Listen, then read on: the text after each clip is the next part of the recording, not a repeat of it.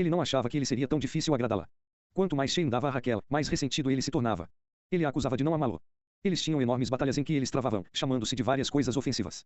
Depois Shane sentiria medo e remorso e buscava recuperar Raquel e tentava consertar as coisas, o tempo todo ressentindo-a por não segui-lo e tentar consertar as coisas. Ele, então, começava novamente a atuar de forma semelhante para conquistar o seu amor. O ciclo se repetia mais uma vez. Atividade de libertação. Jogo da velha 15. Pode ser difícil fazer uma ligação direta entre o seu comportamento e os vômito emocional que inevitavelmente se seguem. Observe as maneiras que você machuca as pessoas que você ama. Você faz observações através de piadas dularussas. Você os constrange em público. Você frequentemente se atrasa. Fazer você se esquece as coisas que já lhe pediram para fazer.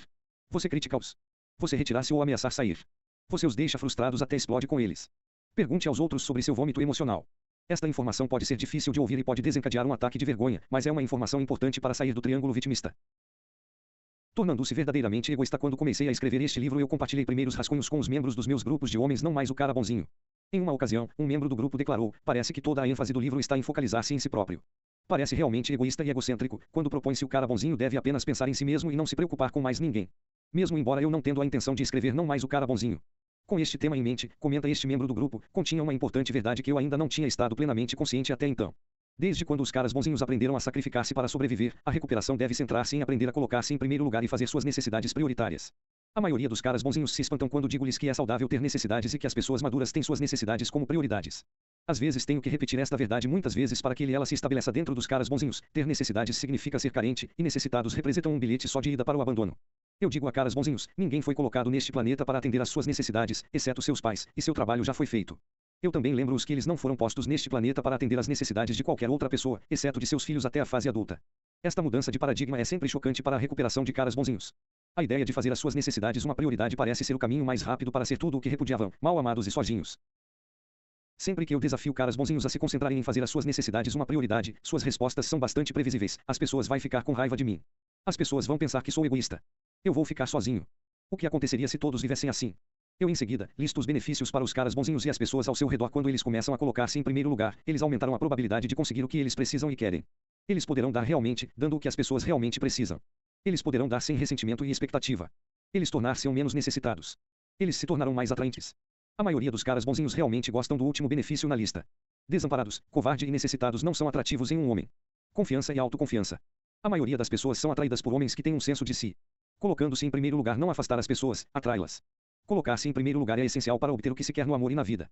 Tomando responsabilidade sobre obter suas próprias necessidades ajuda caras bonzinhos a terem suas necessidades atendidas. Para caras bonzinhos terem as suas necessidades satisfeitas, eles devem começar a mudar seu núcleo de paradigmas. Essa mudança inclui vir a acreditar que ter necessidades é parte do ser humano. Pessoas maduras fazem suas próprias necessidades prioritárias. Eles podem pedir ajuda para satisfazer suas necessidades de forma clara e direta. Outras as pessoas realmente querem ajudá-las a satisfazer as suas necessidades. Este mundo é um lugar de abundância. Em a fim de obter as suas necessidades satisfeitas, a recuperação dos caras bonzinhos passa por fazer algo radicalmente diferente do que eles fizeram anteriormente. Para esses indivíduos, colocar-se em primeiro lugar não é apenas uma sugestão para mudar a ordem de prioridade. É essencial não só para obter necessidades satisfeitas, mas também para seu recuperar o poder pessoal, sentir-se totalmente vivo e experimentar o amor e a intimidade. Curiosamente, quando caras bonzinhos assumem a responsabilidade por suas próprias necessidades e tornam-as uma prioridade, beneficiam também aqueles que estão em torno deles. Longe dos contratos secretas, dos jogos de adivinhação, das explosões de raiva e comportamentos passivo-agressivo.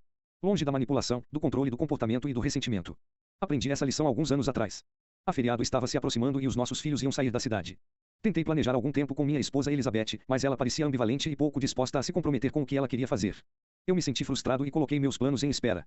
Finalmente, com a insistência de um amigo, eu decidi tentar colocar-me em primeiro lugar no fim de semana.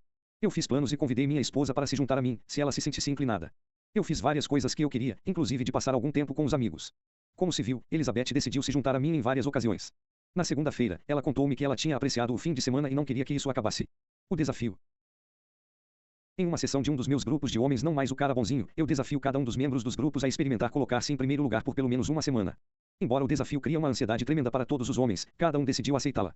As experiências de 3 deles, Lars, Reese e Shane, são apresentadas abaixo. Lars, apresentado no início do capítulo, foi para casa depois que o grupo e disse à esposa que ia fazer as suas necessidades uma prioridade na semana seguinte. Ela foi inicialmente resistente à sua proclamação, que aumentou a sua ansiedade. Para aumentar a sua coragem, Lars chamou alguns homens do grupo. Seu incentivo deu-lhe o apoio que precisava para seguir com seu compromisso. Lars decidiu mantê-lo. Seu plano para a semana envolvia ir ao ginásio todos os dias e trabalhar. Antes de seus filhos nascerem, Lars tinha sido fisicamente ativo. As demandas do lar, trabalho e as crianças tinham posto um fim a isso. Lars decidiu alternar seus treinamentos antes e depois do trabalho. Quando ele falou sobre seu plano com sua esposa, ela aplicou-lhe um pouco de culpa. Isso não é justo, você começar a trabalhar fora e eu não, ela proclamou. Lars foi tentado a voltar atrás. Ele teve um impulso de tentar encontrar uma solução para que sua esposa pudesse trabalhar fora também. Em vez disso, ele refletiu a sua preocupação e disse a ela que estava indo para o trabalho de qualquer jeito. Durante as suas 2 primeiras idas ao ginásio, Lars estava sobrecarregado com culpa e ansiedade. No entanto, ele perseverou. Após o 3º dia, sua esposa realmente perguntou-lhe como foi seu treino. Como a semana continuou, Lars começou a se sentir mais fortalecido e otimista sobre a vida. Ele começou a dormir melhor. Ele gostava de estar perto de outras pessoas no ginásio que também estavam cuidando bem de si mesmas. Surpreendentemente, depois de sua primeira semana, sua esposa lhe disse que ele a inspirou a começar a tomar mais conta de si mesma também. Ela disse-lhe que ela ia começar a levar as crianças depois da creche na academia e começaria uma aula de aeróbica. Rizzy se juntou ao grupo, não mais o cara bonzinho. Depois de seu rompimento com seu último namorado. No começo, ele tinha estado desconfortável em ser o único homem gay do grupo, mas os outros homens e ele aceitaram que tinham que começar a trabalhar no aprendizado. Relacionamentos e homossexuais poderiam representar uma chance de aprender. O hábito de Rizzy nos finais de semana era sair com seu último namorado frequentando bares gay na sexta-feira, sábado e nas noites de domingo. Na manhã de segunda-feira, ele estava exausto. Ele passava o resto da semana tentando se recuperar. Rizzy estava com medo que se ele não saísse sempre que seu namorado quisesse, seu namorado iria deixá-lo. Rizzy decidiu que, num fim de semana, ele se colocaria em primeiro lugar e faria o que parecia certo para ele. Ele avisou seu namorado com antecedência. Rizzy decidiu que iria sair apenas numa noite, não beberia, e iria embora meia-noite. No sábado, ele fez alguns planos para ir assistir um filme com alguns dos rapazes no grupo. No domingo, ele ficou em casa relaxando e limpando a casa e lavando roupas. Seu objetivo era ir para a cama pelas 10 horas da noite no domingo. Quando a segunda-feira chegou, Rizzy sentiu descansado e preparado para suportar o ritmo do seu trabalho. Seu namorado não caiu fora, e o resto da semana sentiu-se produtivo e foi agradável. Shane, também apresentado no início do capítulo, gostava de fazer as coisas para sua namorada. Shane regularmente dava-lhe presentes, planejava surpresas, e fez tudo o que podia para ajudá-la. O plano de Shane para colocar-se em primeiro lugar envolveu prestar atenção quando ele tinha um impulso para fazer algo pela sua namorada. Sempre que ele se sentia esse impulso, ele fazia algo por si mesmo. Quando ele pensou em lavar o carro dela, ele lavou o seu primeiro. Quando sentiu o desejo de comprar-lhe um presente, ele comprou alguma coisa para si mesmo. Quando ele pensou em ligá-la só para ver se ela estava bem, ele chamou um membro do grupo em seu lugar. Tudo isso criou uma ansiedade tremenda para Shane. Para sua grande surpresa, no final da semana Raquel relatou que se sentia muito menos sufocada por Shane e realmente ansiosa para passar um tempo com ele. Ela até chamou tarde da noite depois que as crianças estavam na cama e convidou-a para fazer amor. Há 2 semanas depois, Shane e Raquel falaram sobre a mudança em uma sessão de aconselhamento de casais. Eles decidiram continuar o processo. Por um período de 6 meses, eles concordaram que Shane não daria nenhum presente ou planejaria qualquer surpresas para Raquel. Durante os 6 meses seguintes ele se absteve de dar em seu aniversário, o Natal, e os cartões de dia dos namorados ou presentes. Durante esse tempo, ele se concentrou em cuidar melhor de si mesmo e ter as suas necessidades atendidas. Shane levou um tempo para perceber que só Raquel não parou de amá-lo, mas ela realmente tornou-se mais apegada a Shane. Este último ano, eles relataram que Shane poderia dar um presente sem usá-lo como uma forma de obter a aprovação ou afirmação.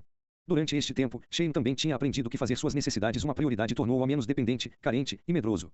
Ambos Shane e Raquel relataram desfrutar de todas as mudanças que sofreram desde que Shane tomou a decisão de começar a colocar-se em primeiro lugar. Tome uma decisão. Caras bonzinhos acreditaram num mito que lhes promete que, se desistirem de si e colocarem os outros em primeiro lugar, eles serão amados e terão suas necessidades atendidas. Há apenas uma maneira de mudar essa lógica, esse paradigma improdutivo dos caras bonzinhos, colocando-se em primeiro lugar. Tomar a decisão de auto-colocar-se em primeiro é a parte mais difícil. Mas botar em prática é relativamente fácil. Quando o cara bonzinho colocar-se primeiro, há apenas uma voz a considerar, o sua própria.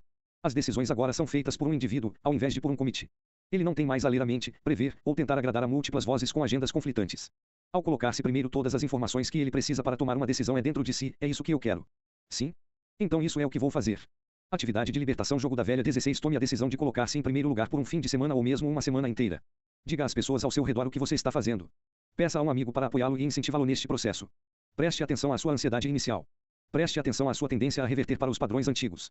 No final do período, peça às pessoas ao seu redor para avaliarem o que mudou para eles quando você se coloca em primeiro lugar. Lembre-se, você não tem que fazer isso perfeitamente. Basta fazer. A libertação da síndrome do cara bonzinho envolve assumir responsabilidade por suas próprias necessidades. Outros podem cooperar com o cara bonzinho, mas eles não são responsáveis pela satisfação das suas necessidades. Ao fazer as suas necessidades uma prioridade e colocando-se em primeiro lugar, a recuperação de caras bonzinhos pode possibilitar uma visão de que o mundo é um lugar de abundância. Eles podem realmente vir a acreditar que suas necessidades são importantes e há pessoas lá fora que ficam felizes e estão dispostas a ajudá-los a encontrá-las. Capítulo: Recupere seu poder pessoal. Um sábado de manhã alguns anos atrás, minha esposa Elizabeth e eu estávamos envolvidos em uma discussão acalorada sobre algo eu tinha feito. Como muitos dos nossos argumentos, Elizabeth sentiu-se impotente quando viu a minha negação. Em mesmo tempo, eu me senti injustamente perseguido. Finalmente, quando a discussão se expandiu, Elizabeth gritou frustrada: "Você é um grande banana." Elizabeth saiu do quarto e afastei-me para o banheiro para secar meus olhos. Depois de alguns minutos de reflexão, Elizabeth bateu na porta do banheiro. Achei que ela iria desferir outra facada em sua presa ferida. Ao contrário, ela se desculpou. "Estou com pena te chamando de covarde." O que não era justo. Na verdade eu respondi, enxugando uma lágrima: "Essa foi a coisa mais exata que você disse durante toda a manhã. Caras bonzinhos são fracos." Isto pode não soar como uma coisa agradável para se dizer, mas é verdade. Caras bonzinhos tendem a ser bananas e vítimas porque seu paradigma de vida e mecanismos de sobrevivência na infância obrigam-lhes a sacrificar seu poder pessoal. Como indicado nos capítulos anteriores, um denominador entre os caras bonzinhos é que eles não conseguiram suas necessidades atendidas de uma forma oportuna e saudável na infância. Esses meninos estiveram impotentes para impedir que as pessoas abandonassem-los, negligenciando-os, abusando deles, usando-os ou sufocando-os. Eles foram vítimas de pessoas que não os amavam. Preste atenção neles, conheça suas necessidades e proteja-as. Como resultado dessas experiências da infância, sentir-se como uma vítima é familiar para os caras bonzinhos. Estes homens tendem a ver que os outros como causadores dos problemas que eles estão enfrentando na vida. Como consequência, eles muitas vezes se sentem frustrados, desamparados, ressentidos e raivosos. Você pode ver isso em sua linguagem corporal. Você pode perceber isso em sua voz. Não é justo? Como é que ela sempre começa a fazer as regras? Eu sempre dou mais do que eu recebo. Se ela simplesmente... Há paradigma de impotência em uma tentativa de lidar com suas experiências de abandono da infância. Todos os caras bonzinhos desenvolvem o mesmo paradigma. Se eu for bom, então eu vou ser amado, ter as minhas necessidades atendidas e ter uma vida livre de problemas. Infelizmente, esse paradigma não só produz o oposto do que é desejado, mas ele também não garante nada, mas perpetua os sentimentos de impotência.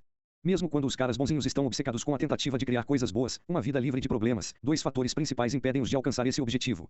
O primeiro é que eles estão tentando fazer o impossível. A vida não é boa. A existência humana é por natureza caótica. A vida é cheia de experiências que são imprevisíveis e incontroláveis. Portanto, tentar criar uma vida previsível em que tudo sempre vai ser como planejado é um exercício de futilidade. Apesar do fato de que vivemos em um mundo caótico, imprevisível, caras bonzinhos não estão apenas convencidos de que a vida pode ser suave, eles acreditam que deveria ser. Essa crença é o resultado direto de suas experiências de abandono da infância. A imprevisibilidade de não terem suas necessidades atendidas de uma forma oportuna e criteriosa não só foi assustadora, foi potencialmente fatal.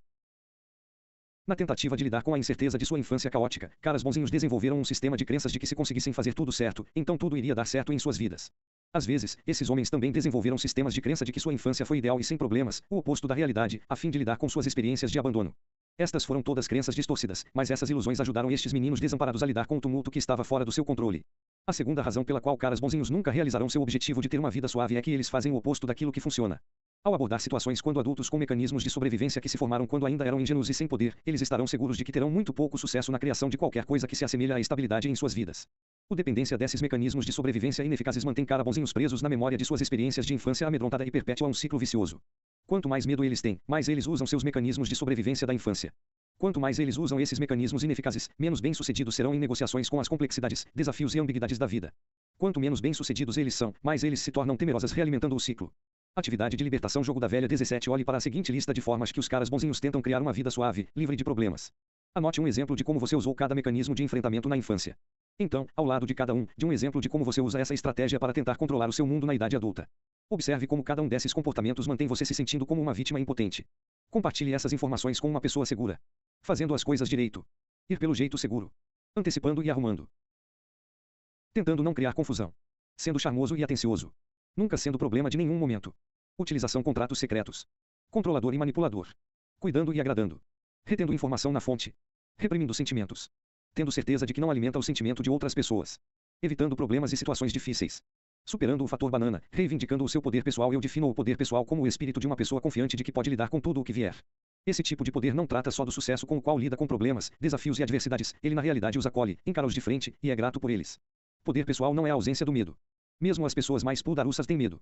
Poder pessoal é o resultado da administração do medo, de não ceder ao medo. Lá existe uma solução para a sensação de impotência e vulnerabilidade dos caras bonzinhos. A recuperação da síndrome do cara bonzinho passa pelo momento em que caras bonzinhos abracem o seu poder pessoal, que é o seu direito de primogenitura. Recuperar o poder pessoal inclui rendição, viver na realidade, expressar seus sentimentos, enfrentar medos, desenvolver integridade, definir limites. Render-se ajuda caras bonzinhos a recuperarem seu poder pessoal.